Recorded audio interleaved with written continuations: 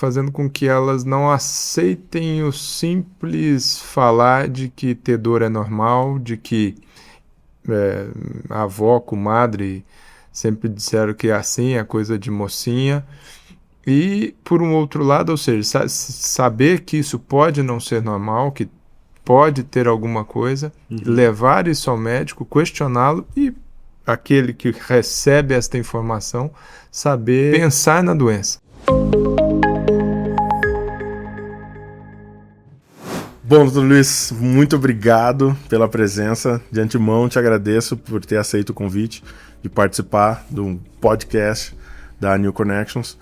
E eu gostaria de te apresentar formalmente, mas eu acho que melhor do que as minhas palavras, as suas. Então, por favor, se apresente para que as pessoas te conheçam um pouquinho melhor. Bom, Rafa, eu sou Luiz Flávio Cordeiro Fernandes, sou médico, sou ginecologista,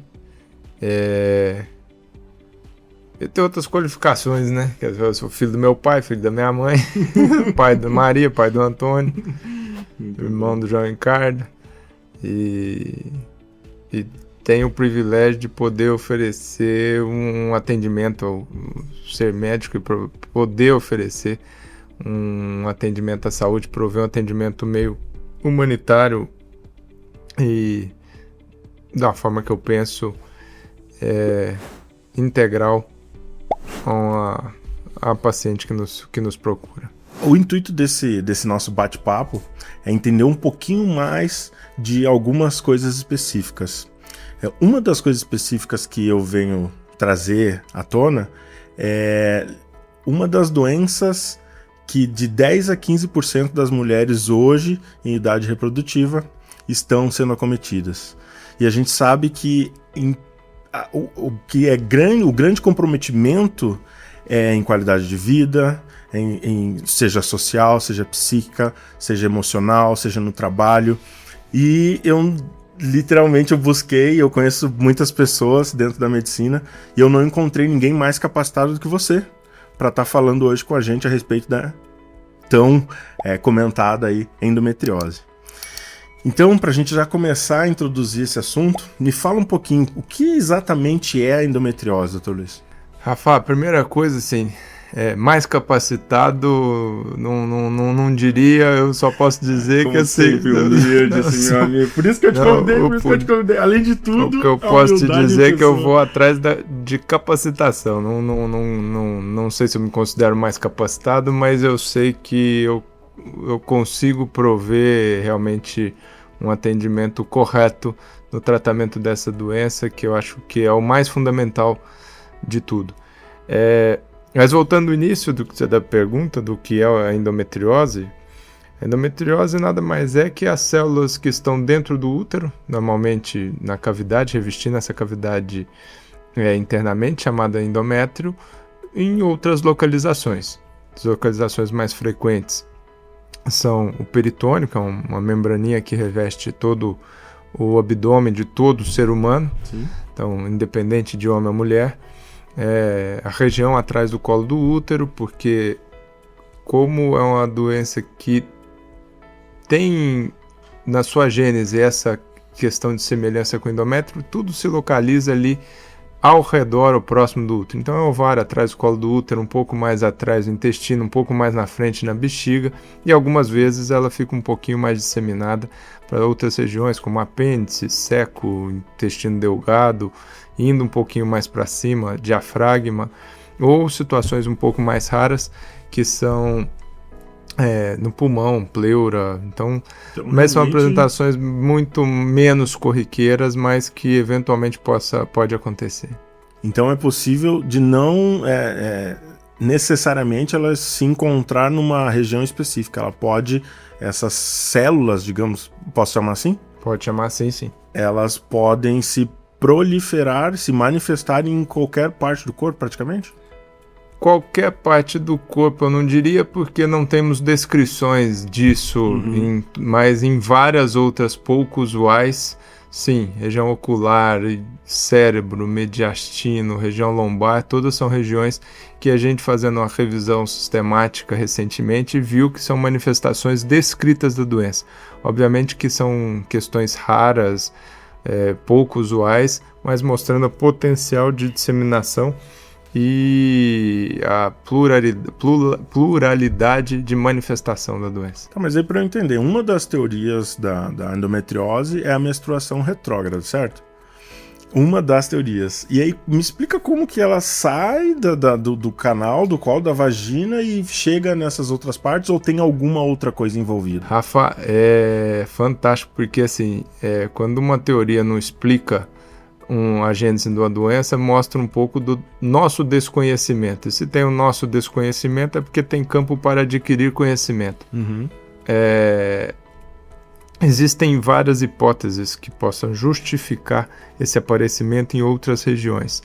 Uma delas, que é células que estão presentes no nosso corpo, células indiferenciadas, ela por algum motivo passa a diferenciar em células endometriais, que é uma teoria chamada metaplasia celômica. Existem outras chamadas de disseminação linfática, disseminação hematogênica, mas tudo isso são hipóteses. E hipóteses só reforça a nossa eventual ignorância. Mas o fato que essas características mostram o mistério que é lidar com essa doença e quão importante é manter uma constante atualização, um constante processo investigativo para ver quanto mais informação a gente adicionar, melhor a gente pode atender ou entender o comportamento disso tudo, e coisas que já vão provocando aí a mudança até nos fluxogramas de tratamento para o futuro, se Deus quiser. E claro, né, você que participa de congressos internacionais, dá muitas aulas em muitos países, essa discussão, por não ter uma definição clara e específica, acredito que seja alvo ainda de uma discussão entre vocês especialistas, né? Sem dúvida. E existem perfis dentro da comunidade que estuda a doença. Tem desde aquele pesquisador básico que vai tentar entender todas as características, receptores, potencialidades da célula em si, como o outro que é extremamente clínico, cirurgião. E eu acho que o papel de todos esses congressos, esses eventos, é tentar colocar as duas pontas sempre juntas para um dia chegar em respostas mais concretas. Perfeito. E por que se manifesta em algumas mulheres e em outras não? O que a gente pode balizar como algo, um marcador específico a respeito dessa doença se manifestar em uma mulher e não na outra? Não é tão simples ter endometriose, porque precisa de uma conjunção de fatores ou para que... Até para ter a doença, então precisa uma complexidade, né? Não pode ser muito fácil. Né? Porque essa mulher ela tem que ter alguma alteração na sua resposta imunológica que permita essa célula que se encontra num local que não deveria encontrar, fugir, escapar da vigilância imunológica dela própria e ali se manifestar. Por outro lado, existem outras possibilidades, que são a própria alteração genética desse endométrio tópico, vamos dizer assim, dentro da cavidade uterina, que quando ele se encontra em outro local, permite ele se fixar, se proliferar, responder aos hormônios, tanto quanto essas células tópicas que se encontram dentro da cavidade uterina. Muito, muito legal. E para facilitar, né, a gente sabe que tem muitas mulheres nos vendo e nos ouvindo, como que essa mulher pode identificar essa possibilidade? Porque uma das questões que eu sempre converso com os médicos no dia a dia uma das maiores dificuldades que se tem é na identificação tardia da doença. Isso dificulta o tratamento. Mas como que a gente pode dar o caminho para essas mulheres, para elas terem essa facilidade de identificar se pode ser endometriose ou não, para ela discutir isso com o ginecologista ou não? Como que ela leva esse assunto à tona? Eu acho que a primeira missão, eu acho que não só minha, mas de todos os que gostam de levar o recado para outros locais, então, ou dar aulas, ou participar de conferências, é a instrução. Instrução tanto do profissional médico quanto da paciente em si. Fazendo com que elas não aceitem o simples falar de que ter dor é normal, de que a avó, comadre sempre disseram que assim é coisa de mocinha. E por um outro lado, ou seja, saber que isso pode não ser normal, que pode ter alguma coisa, levar isso ao médico, questioná-lo e aquele que recebe esta informação saber pensar na doença. Porque se não se pensar a doença, é impossível se fazer um diagnóstico. Como é que a gente vai nomear um negócio que a gente desconhece? Como é que a gente vai falar... Como é que a gente vai dar um nome em inglês se a gente não sabe falar inglês? Então... Outro dia você me falou como que é a frase mesmo que o seu professor falava? Quem não sabe que procura, quando acha não encontra. Essa frase eu escutei do professor Luiz Vicente Rios, e ele sempre fala que essa frase não é dele, mas como ele já me falou de quem é e eu esqueço, eu falo que é dele. Muito bem. É sempre bom citar as fontes, né? Foi meu professor de imunologia no 2º ano de faculdade, lá na cidade universitária. É verdade. Então, gênio. Então tem que literalmente ter os olhos voltados à doença para que a gente consiga entendê-la, identificá-la quando encontrar. E como que essa mulher especificamente, você falou de dor, é um dos principais sintomas? Como que é? Os principais sintomas da endometriose, aquilo que deve inicialmente mais chamar a atenção, são as cólicas menstruais intensas. Que aí é o grande problema, que por muito tempo isso foi considerado como uma questão normal da mulher. Mas esse seria, vamos dizer assim, o sintoma mais relacionado à endometriose. No entanto, outros podem acontecer. Essa dor menstrual, essa cólica menstrual, também chamada de dismenorreia, eventualmente, ela acontecendo repetidas vezes pela proliferação desse tecido endometrial ectópico, desencadeia reações inflamatórias que fazem com que essa dor inicialmente cíclica perca sua ciclicidade, virando então a dor crônica, que gera um outro fantasma no tratamento, na qualidade de vida dessas mulheres. Então, quer dizer, uma dor que ela só vinha nos períodos menstruais, passa a acompanhar essa mulher no mês inteiro. No mês inteiro. E dificulta sobremaneira o tratamento e a condução do caso. Porque aí nesse processo envolve algumas questões como sensibilização central de dor, memória para dor, entender o que é isso, é o que eu costumo dizer. Existem todas as conexões no nosso sistema nervoso central para que o estímulo nocivo lá na terminação nervosa seja interpretado no cérebro como isso é dor, eu tenho que fugir. E o exemplo que eu dou muito em aula, principalmente para alunos de graduação, época que dava aula mais para graduação, era como se fosse uma mãe chamando o filho. Primeira vez ela tem que gritar alto demais. Aí a segunda vez ela já não precisa gritar alto demais. Na última vez, só com o olhar, o cara já sabe a bronca que vai tomar. É mais ou menos a mesma coisa. Então,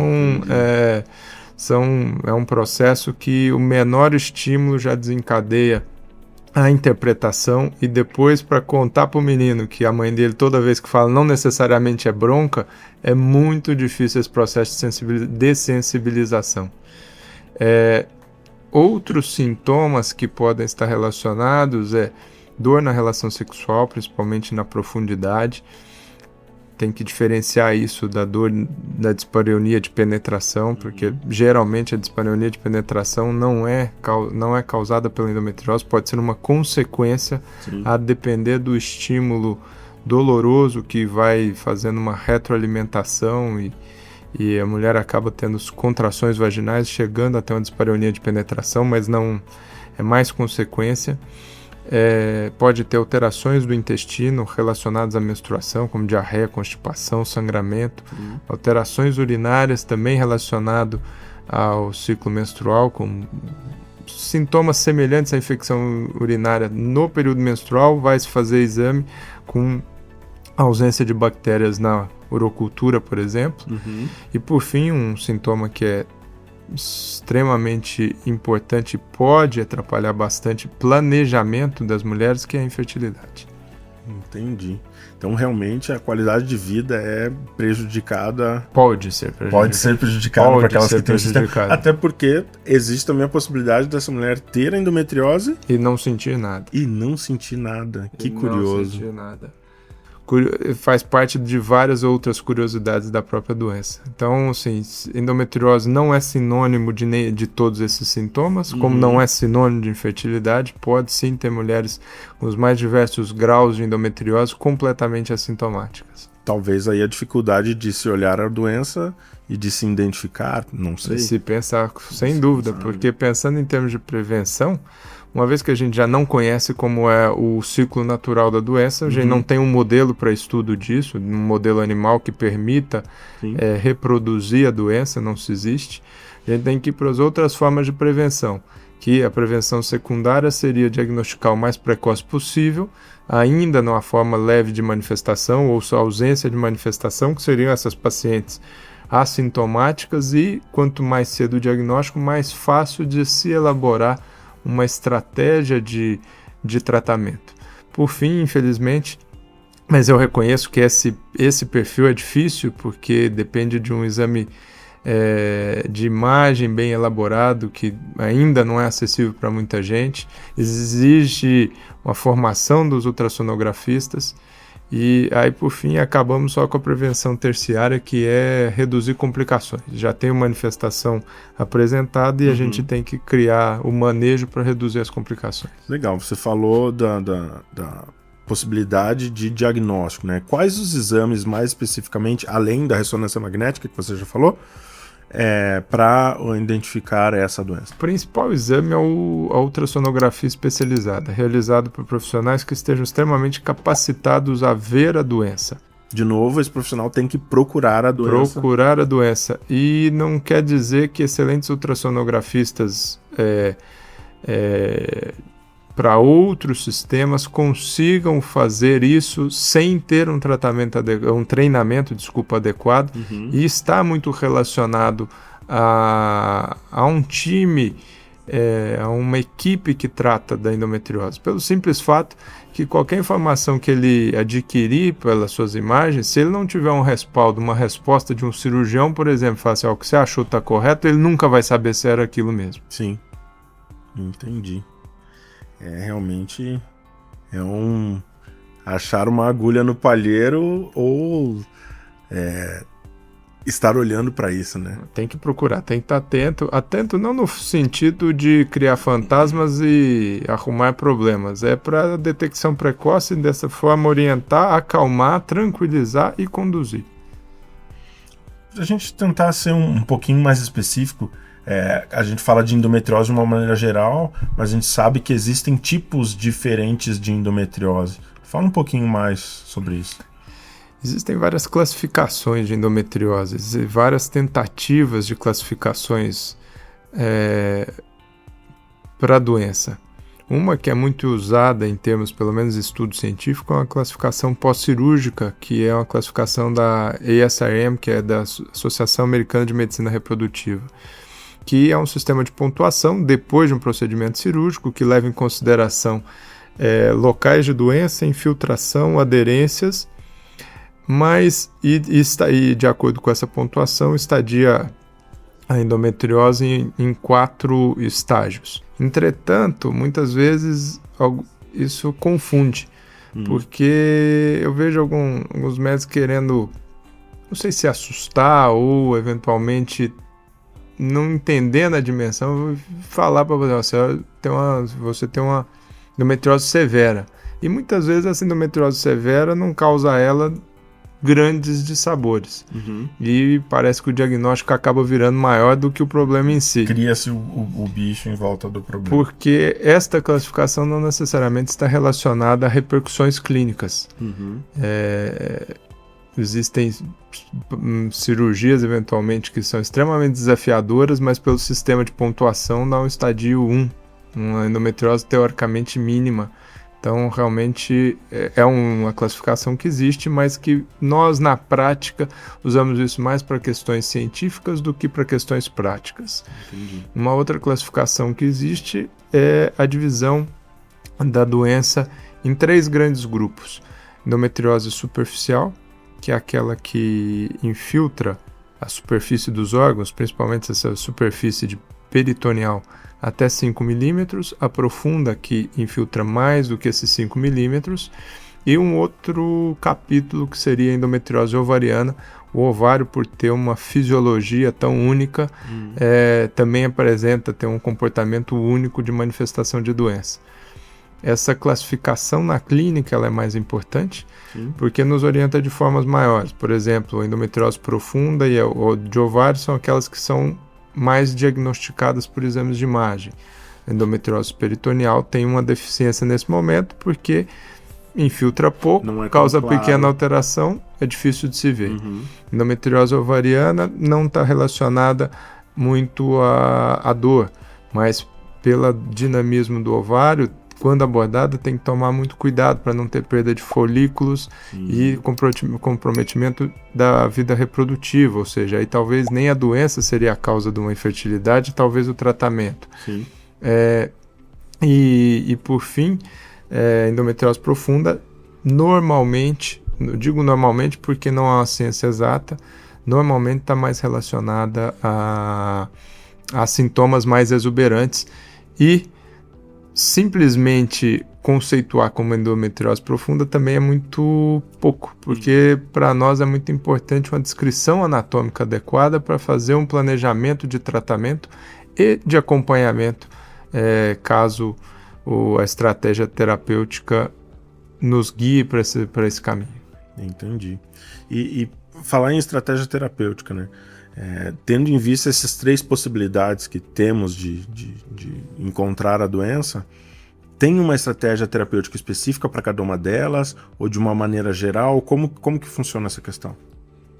Existe específica hoje para o ovário, quando tem cistos maiores, que ainda hoje é a indicação de cirurgia. Eu acredito que talvez no futuro seja mais maleável nessa indicação, maleável no seguinte sentido, mais pró-conduta conservadora, não pró-cirurgia. Mas o resto, a profunda e a peritoneal, tirando algumas situações específicas, o conceito e o mote de tratamento é o mesmo, que é devolver à paciente aquela qualidade de vida perdida. E, ao mesmo tempo, neste pensamento, tentar evitar, apesar de não conhecermos em geral, e sim temos que individualizar o comportamento da doença em cada mulher, tentar evitar a progressão dessa doença. Então ficaria uma balança de manter os sintomas, tentar tratar os sintomas, mas com o olho atento para que essa doença não cresça. Entendi.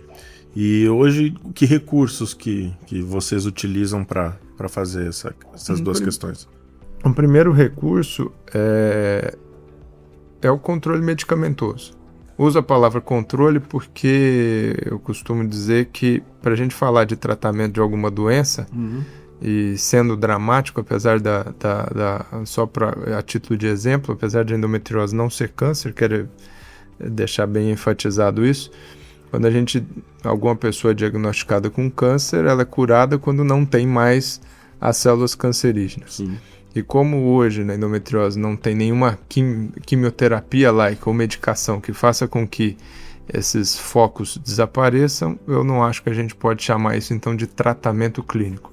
Mas não importa, porque o que nos interessa é o controle. Se essa doença estiver controlada, o sintoma estiver frustro, a qualidade de vida estiver recuperada e optado por essa conduta, depois de um certo período de tempo, repetido um bom exame de imagem, constatarmos que não há evolução da doença, isso é um excelente controle clínico e eu diria que um grande sucesso terapêutico.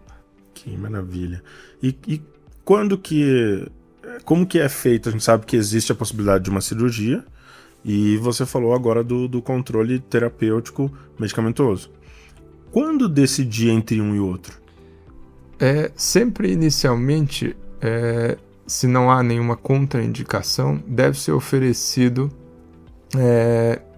o controle medicamentoso, salvo em algumas situações específicas que colocaria a paciente em risco, que são situações raras, que é doença no ureter, doença na ponta do apêndice por uma diferenciação tipo específico de um tumor, doença no intestino delgado, que a gente tem um medo de uma oclusão intestinal maior, por mais que pode ser que com o avanço ainda dos exames, talvez a gente consiga ser conservador também nesse tipo de doença, ou outras situações muito específicas. O principal mote é a qualidade de vida. Assim sendo, sempre deve ser oferecido. Se essa paciente não tem nenhuma contraindicação, tipo a uso de medicação hormonal, que é o principal foco de ação dessas medicações, ser oferecido o controle clínico. Na falha deste controle clínico, ou então numa contraindicação, aí a cirurgia deve ser pensada. Essa cirurgia deve ser pensada, o que eu gosto de pensar, quando a paciente se entra na nossa frente com a história de endometriose, eu acho que a gente tem que pensar nela num planejamento, um planejamento estratégico terapêutico. Sim. Tem que pensar nela, considerar a idade que ela tem, os sintomas que ela tem nesse momento, os desejos que ela tem, planejamento de concepção ou não, casada não, quer ter filho não, quando. Literalmente entender profundamente a história dessa mulher. Entender totalmente o ambiente dessa mulher para ali estabelecer uma estratégia. E, eventualmente, nesta estratégia, devemos saber fazer uso das medicações, devemos ser capacitados a realizar uma cirurgia quando indicado. Indicação essa que é falha ou contraindicação de uso de medicação. E quando a gente pensa na medicação ou na cirurgia em relação a essa doença, a endometriose, como que fica a questão das recidivas? Então, por exemplo, você falou que a medicação é para o controle. A cirurgia, ela é definitiva? Não é definitiva? Como que funciona essa questão? De novo, usando aquela pré-classificação superficial, profunda e ovariana, eu vou deixar a ovariana de lado um pouco, porque a recidiva da ovariana, por ser um órgão mais dinâmico, é maior. Mas também ela é menos relacionada a sintomas. E como a gente está olhando sintomas, vamos falar um pouco mais da profunda e da peritoneal. Quando uma cirurgia é considerada completa, ou seja, ressecado todos os focos, a recidiva é baixa. A gente tem que tomar muito cuidado em não chamar de recidiva de doença uma doença que persistiu. Porque o foco não foi totalmente retirado. Não foi totalmente retirado. E essa persistência pode ter sido por focos não identificados, ou pode ter sido, desde que conversado com a paciente previamente, uma decisão estratégica da cirurgia. Quantas horas pode durar uma cirurgia, Luiz? A cirurgia ela pode ser infindável, mas assim, as nossas cirurgias normalmente não se estendem mais do que 3 horas. Assim. Mas 3 horas numa posição desconfortável mas assim, como a gente gosta realmente bastante do que faz, aí não vê passar 3 horas. Não é igual ir pra academia lá, ficar fazendo 3 horas mesmo exercício, que você conta academia, de 1 em 1 minuto, você tá contando o negócio. Então lá na hora que a gente olha, poxa, já passou tudo isso. Óbvio que isso são esforços que a gente vai acumulando de má postura, eventualmente, que a gente pode pagar o preço lá na frente. Mas quem vai pagar o preço não necessariamente é a paciente, somos nós cirurgiões. Com certeza. Então, pensando desse lado, a cirurgia robótica, ergonomicamente falando, realmente é muito melhor para o cirurgião. Até a longo prazo. Mas isso é teórico, porque a gente não consegue mostrar isso, não teve nenhuma... em ginecologia. Até porque não deu muito tempo, né, para se fazer estudos e etc. E é difícil você avaliar essa questão da ergonomia no resultado da paciente. A paciente não necessariamente vai ver este benefício, porque o benefício com a outra já é muito bom. Mas para o cirurgião é extremamente confortável. Eu tenho uma imagem, eu vou pedir para depois colocar uma imagem sua operando, praticamente debruçado em cima sentado, super confortável, o console se ajusta à sua altura. Você, depois que opera num local específico, você vai lá, aperta igual aqueles negócios de carro chique, você aperta o botãozinho assim do banco e ele já vai ajustando. Já se ajusta, olha então, que maravilha. Então, para ergonomia do cirurgião, é indiscutível. E, como você estava dizendo, assim, as pinças da cirurgia robótica, na sua extremidade distal, ela tem ângulos de movimento que realmente nem a mão humana consegue, porque consegue virar para um lado, para o outro, articulações que são fantásticas, e você controlando com 2 dedos aqui de fora. A estabilidade do instrumento é gigantesca, porque não tem tremor, a estabilidade da câmera é gigantesca. Então, assim, realmente é uma coisa que, tecnologicamente falando, é fantástica. Não necessariamente se traduz em benefícios a paciente, mas com certeza não se traduz em malefício. O malefício talvez como é mais fácil aprender cirurgia robótica do que laparoscopia, talvez mais gente comece a fazer cirurgias mais complicadas nos momentos que ainda não estejam talvez extremamente capacitados a usar. E aí, eventualmente, pode... Isso são elucubrações. Sim, estamos...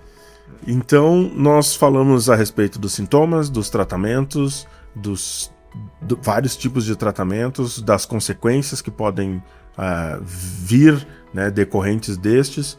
E só para a gente tentar ajudar cada vez mais as mulheres que passam por esse tipo de doença, existe alguma forma de prevenção à endometriose? Ou é muito difícil devido muito difícil prevenir, muito difícil prevenir. Eu acho que o maior recado é que a gente tem que tentar fazer o diagnóstico precoce, porque no diagnóstico precoce a gente pode entender a doença naquele momento e nos permite acompanhar, não vou dizer desde o início, mas o mais precoce possível, o comportamento daquela doença, que é extremamente individual. A mesma paciente com a mesma classificação de doença, com os mesmos locais de doença, pode ter sintomas extremamente diferentes e propostas de tratamento completamente diferentes. Então, mas que no fim eu acho que a maior beleza de quem faz isso é a possibilidade de conhecer a fundo a sua paciente. Muitas vezes é fundamental trazer o parceiro para a consulta, porque os anseios e a qualidade de vida afetam ambos, principalmente quando se fala de dor na relação, de infertilidade, mas e prover a elas essa individualização completa. Quanto mais cedo o diagnóstico, mais fácil de entender o comportamento daquela doença para aquela paciente específica e ajustar o tratamento, o plano, como eu gosto de dizer, à medida do decorrer do tempo. O ponto positivo é que raramente a endometriose evolui muito rápido. Então, por isso que muitas vezes nas primeiras consultas com o médico, exige sim uns retornos um pouco mais precoces, para entender como que é aquela doença naquela paciente. Entendendo um pouquinho mais, a gente vai espaçando, e a possibilidade do contato próximo nos permite qualquer mudança clínica no meio do caminho em termos de sintomas ser acessível e poder ser reportado essas mudanças, e o ajuste ele tem que ser dinâmico. Obviamente que a gente desejaria, como tudo na vida, não ter nenhum problema. Mas a endometriose, quando diagnosticada mais precoce, ela tem que ser entendida como uma entidade que deve ser acompanhada pelo resto da vida, mas não de uma forma ruim. É como uma pressão alta, uma diabetes, que a pessoa aprende a conviver. Não pode deixar ela ser a protagonista ou gerir todas as decisões. Sim. E ela só não vai gerir todas as decisões quando ela estiver controlada. Muito bem. Doutor Luiz, eu fico lisonjeado de poder bater esse papo contigo. Não, sem vergonha. De verdade, é uma honra pra gente ter a sua presença. E eu vou deixar aqui embaixo, ou na descrição, quem está ouvindo, quem está vendo no YouTube, os canais, os meios das pessoas te encontrarem, para se tiver alguma pergunta, poder te encontrar no Instagram, no YouTube, no seu site, enfim, nós vamos deixar todas as possibilidades para que possam te encontrar e tirar possíveis dúvidas, que a gente sabe que realmente é uma doença que está cada vez mais impactando a população feminina. E vai que algumas dúvidas minhas podem não ser respondidas também, Ana. Luiz, muito obrigado, meu amigo. Obrigado mesmo. Valeu, obrigado.